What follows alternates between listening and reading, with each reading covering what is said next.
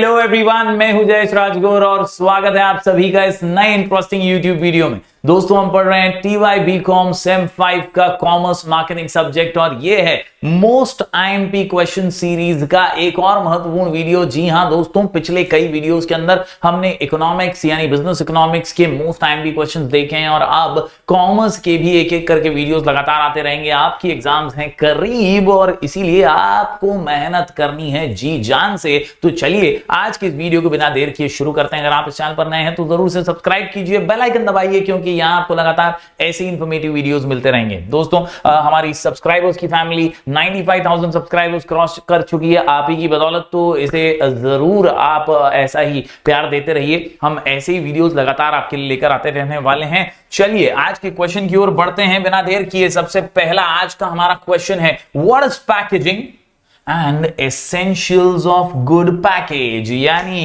ये है most IMP question आज का कि यार पैकेजिंग कैसी होती है, क्या होता है एसेंशियल एक पैकेज के अंदर, कैसे ये मार्केटिंग डिसीजंस होते हैं कि यार एक पैकेट कैसा होगा, एक गुड्स या प्रोडक्ट आप बेच रहे हैं तो उसकी पैकेजिंग कैसी होगी। क्योंकि यार जो दिखता है वो बिकता है, जो इजी है वही सबसे सुपर डुपर हिट है। आजकल जो कैरी करने में आसान है, जो दिखने में आसान है, जो कस्टमर के प्रॉब्लम्स को सॉल्यूशन देता है ना, वही चीज ज्यादा बिकती है। और इसीलिए दोस्तों एसेंशियल्स ऑफ गुड पैकेज ये एक बहुत इंपॉर्टेंट मार्केटिंग डिसीजन होता है। दोस्तों कॉन्सेप्ट ऑफ पैकेजिंग समझिए, पहले कॉन्सेप्ट ऑफ पैकेजिंग समझिए। The terms packaging and packing are used interchangeably, however there is a difference between the two terms। यानी ये जो पैकिंग और पैकेजिंग ये दो शब्द है ना, इन दोनों में समानताएं तो हैं लेकिन कुछ बेसिक डिफरेंसेस भी हैं। जैसे कि पैकिंग जो होती है वो क्या है, तो वो एक प्रोटेक्टिव कवर है जो ट्रांसपोर्टेशन के दौरान गुड्स के या ज्यादातर उसे प्रोटेक्ट करने के लिए बनाया जाता है, वो होती है पैकिंग, राइट। जैसे इलेक्ट्रॉनिक गुड्स हैं, कुछ सामान है, टीवी वगैरह जैसी चीजें हैं, तो उसको ढकते हैं बड़े एक हार्डकोर बॉक्स के साथ, वो उसका पैकिंग होता है। अब पैकेजिंग जो होती है वो थोड़ी सी अलग होती है। क्या होती है पैकेजिंग, तो पैकेजिंग जो है it refers to the containers in which products reach to the ultimate consumer. It can also be referred as a process developing and designing packages। यानी पैकेजेस को डिजाइन करने के प्रोसेस को पैकेजिंग कहते हैं। पैकिंग अलग है, पैकेजिंग अलग है। आज अपन पढ़ने वाले हैं एसेंशियल ऑफ गुड पैकेज। क्या एसेंशियल्स ऑफ गुड पैकेज के एक अच्छे पैकेज के अंदर क्या क्या होना चाहिए भाई। तो कुल मिलाकर के यहां पर मैं 13 पॉइंट्स लेकर आया हूं। आप कोई भी 8 पॉइंट दिमाग में फिट कर लीजिएगा। जी हां, कोई भी 8 पॉइंट आप दिमाग में फिट कर लीजिएगा एकदम आसानी से। आप जो है ये 13 points dear HSC short code के साथ याद रख लेंगे। क्वेश्चन का नाम है एसेंशियल्स ऑफ गुड पैकेज या essentials of good package. Answer का नाम डियर HSC, आंसर का नाम डियर HSC, आंसर का नाम डियर HSC लिख के प्रैक्टिस करना बॉस। डी से डिपेंडेबल होनी चाहिए पैकेजिंग, ई से ईज इन आइडेंटिफिकेशन, पहचान अलग बननी चाहिए, ईज इन डिस्प्लेइंग यानी शो करने के लिए शोकेस में रखने लायक होना चाहिए। पैकेज ऐसा नहीं होना चाहिए कि गिर जाए, संभल ना पाए, शोकेस के अंदर प्रॉपर्ली डिस्प्ले, उसके अंदर से प्रोडक्ट भी होना चाहिए। तो एसेंशियल है ये पैकेज का। इसके अलावा इकोनॉमी बहुत इंपॉर्टेंट है, अट्रैक्टिव होना जरूरी है, रीयूज वैल्यू बहुत अच्छी होनी चाहिए, हैंडीनेस हैंडलिंग इंस्ट्रक्शंस होने चाहिए, सूटेबिलिटी, सप्लीमेंटरी पैकेजिंग भी एसेंशियल है। इसके अलावा कन्वीनियंस टू कस्टमर सबसे जरूरी, कन्वीनियंस टू डीलर्स, जो बेचने वाले हैं डीलर्स उनको भी कन्वीनियंस होना चाहिए। और आखिर में कंफर्म टू स्टैंडर्ड्स, जो रूल्स रेगुलेशन कायदा कानून है उसी स्टैंडर्ड के हिसाब से होना चाहिए, आपकी कंपनी की क्वालिटी स्टैंडर्ड्स के हिसाब से होना चाहिए। तो इस प्रकार से 13 इंपॉर्टेंट पॉइंट है डियर HSC। चलिए हर पॉइंट को बारीकी से समझ लेते हैं। क्वेश्चन का नाम essentials of good package, answer का नाम डियर HSC, आंसर का नाम डियर HSC। चलिए बढ़ते हैं आगे दोस्तों फटाफट से। डियर HSC की बात करूं तो सबसे पहला डी से डिपेंडेबल, क्योंकि यार सामान इसी के अंदर रखा हुआ है, इसीलिए consumers often rely on the packages and bye the product.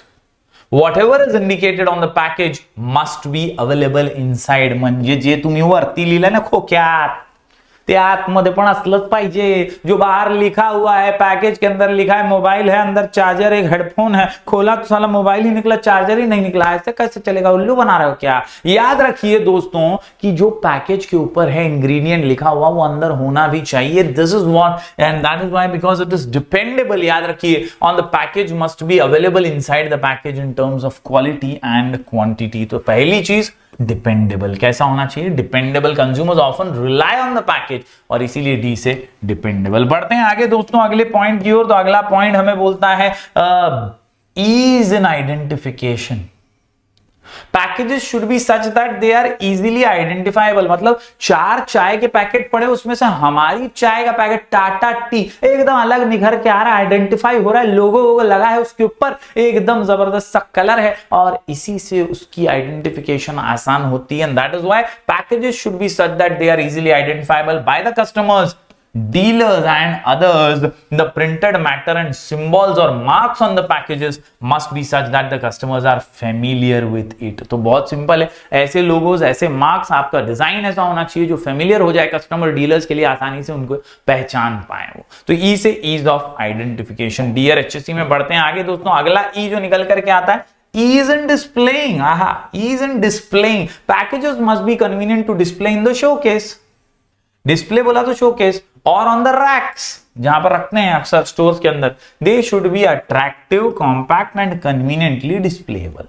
मतलब अगर आप उसको रख ही नहीं पा रहे, उसका बेस ही खराब है, आप उसको प्रॉपर्ली शोकेस में फिट नहीं कर पा रहे, रैक्स पे वो प्रेजेंटेबल नहीं है, तो फिर ऐसा प्रोडक्ट डीलर भी क्यों लेगा और कस्टमर को लगेगा यार तो ये तो खराब है, तो टूटा हुआ है या प्रॉब्लमैटिक है. तो ऐसे में इजीली जो है डिस्प्लेएबल भी होना चाहिए. अगर वो कस्टमर तक पहुंचेगा ही नहीं, दिखेगा ही नहीं कस्टमर को, तो वो लेगा कैसे? और इसीलिए easily identifiable and easily ease in displaying बहुत जरूरी. चलिए बढ़ते हैं आगे. एसेंशियल ऑफ गुड पैकेजिंग में अगला ई है economy.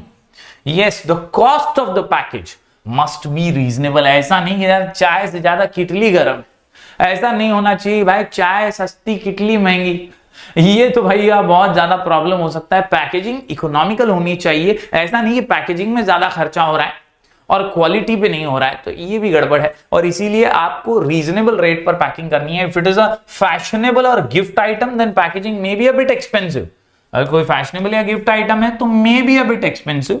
But in case of day-to-day use items, unnecessary expense must not be incurred in designing and producing the package. तो यार रेगुलर वाली कोई चीज है तो ज्यादा पैसा पैकेजिंग पे खर्चा मत कीजिए. एक बेसिक लेवल का अच्छा दिखने वाला पैकेज भी सूटेबल ही रहेगा. तो इस तरह से यहां पर हमने बताया ई से इकोनॉमी, यानी कितना महंगा कितना सस्ता होना चाहिए. बढ़ते हैं आगे दोस्तों. अगला पॉइंट है ए से अट्रैक्टिव होना जरूरी है, क्योंकि आजकल देखिए शो शाइनिंग का जमाना है भाई.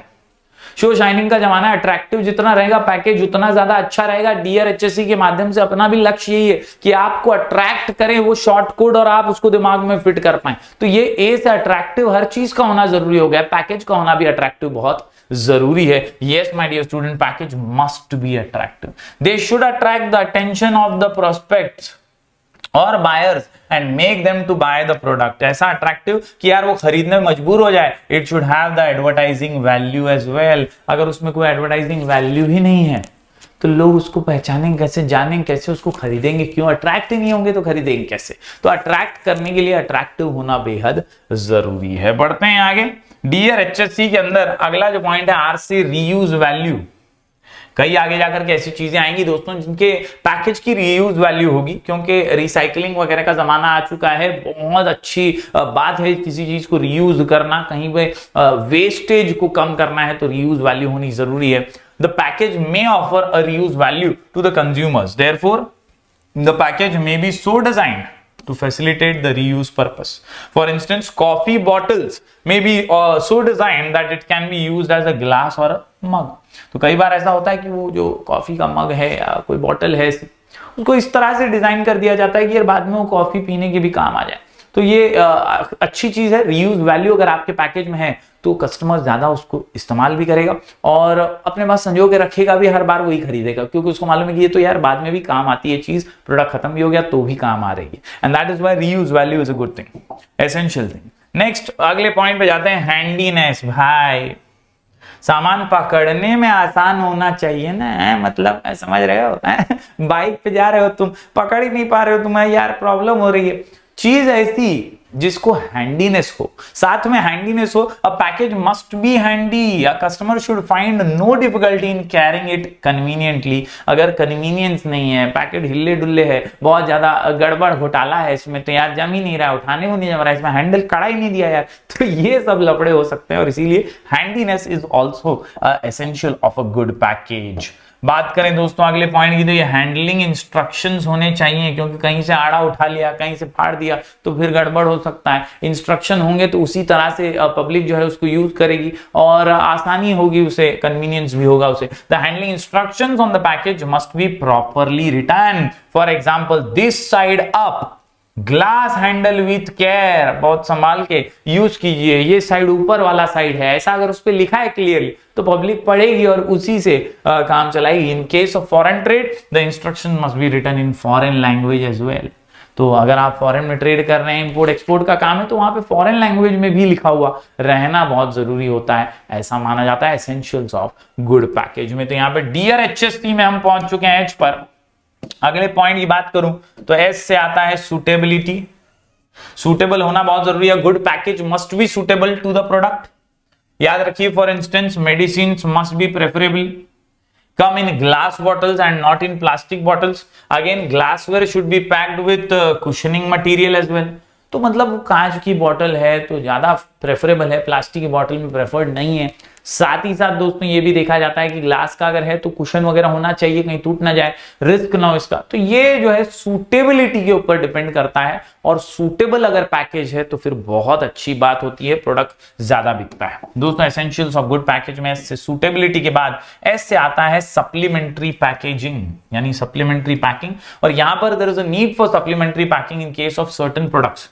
कुछ प्रोडक्ट्स में बहुत जरूरी है, जैसे कि फ्रेजाइल एंड ब्रेकेबल गुड्स, जैसे कप्स वगैरह हैं ग्लास के, तो ऐसी चीजें जो टूट जाती है ना, वो उनको एक सॉफ्ट पैकिंग अंदर से होनी बहुत जरूरी है। एक बॉक्स ऐसा कुशन वाला होना जरूरी है, वरना वो टूट जाएंगे। तो सप्लीमेंट्री पैकिंग मतलब additional packing which is other than your box, तो ये भी एक एसेंशियल है गुड पैकेजिंग में।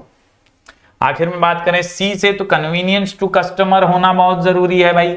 Customer is the king of the market. Customer ही तुम्हारा प्रोडक्ट बार बार लगातार परचेज करने वाला है। अगर कस्टमर को ही कन्वीनियंस नहीं मिला तो फिर आपका पैकेजिंग में गड़बड़ है, और इसीलिए वो आपका प्रोडक्ट वापस से नहीं खरीदने वाला। तो याद रखिए, packages should offer convenience in case of carrying, handling and using the product. They must come in convenient sizes and shapes as per the requirements of the customer. हमारी जरूरत के हिसाब से, कस्टमर के जरूरत के हिसाब से कन्वीनियंट होना जरूरी है। बढ़ते हैं आगे दोस्तों। अगला सी जो निकल करके आता है वो है कन्वीनियंस टू डीलर। है बेचने वाले को भी तो कन्वीनियंस देगा कि नहीं, उसको वो तो तेरा प्रोडक्ट आगे पहुंचाने वाला है कस्टमर तक, है कि नहीं। तो कंपनी वाले को ध्यान रखना है कि कस्टमर को भी कन्वीनियंट हो, डीलर को भी कन्वीनियंट हो। अगर उसके शोकेस में नहीं फिट हो रहा है, रैक में नहीं हो रहा है, उसको वजन कांटा करने में बहुत तकलीफ हो रही है, तो ऐसा प्रोडक्ट भाई बहुत कम बिकेगा। The dealers must not find difficulty in storing the product.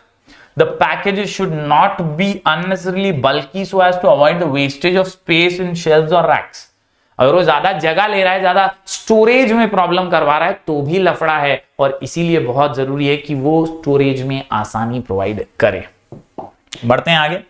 अगले पॉइंट की बात करूं तो दोस्तों अगला पॉइंट निकल करके आता है यहां पर डियर HSC के अंदर कंफर्म टू स्टैंडर्ड्स। आखिरी पॉइंट है ये सी से। The package must conform to standards laid down by the bureau of Indian standards. ये ISO वगैरह जो होते हैं, जो क्वालिटी स्टैंडर्ड्स होते हैं, ऐसे कई अलग अलग ऑर्गेनाइजेशंस हैं, संस्थाएं हैं जो क्वालिटी स्टैंडर्ड्स के रूल्स एंड रेगुलेशन ले करती हैं, वो बताती हैं। तो उसके हिसाब से आपका पैकेज होना चाहिए, जरा भी गड़बड़ उसमें नहीं होनी चाहिए। Yes, in case of foreign trade as well, वहां की लैंग्वेजेस वगैरह में लिखा हुआ होना चाहिए, specially in case of foreign trade. तो याद रखिए, ये थे एसेंशियल्स ऑफ गुड पैकेज। जी हाँ, कुल मिलाकर के 13 पॉइंट्स मैंने आपको बताया। हर पॉइंट में 2-2 लाइन लिखेंगे तो भी काम फिट, मामला हिट और आंसर सुपर हिट हो जाएगा। क्वेश्चन का नाम essentials of good package, answer का नाम डियर HSC, आंसर का नाम डियर HSC। डी से डिपेंडेबल, ई से ease in identification, ease in displaying, E से इकोनॉमी, ए से अट्रैक्टिव, आर से रीयूज वैल्यू, इसके अलावा एच से 2 पॉइंट्स थे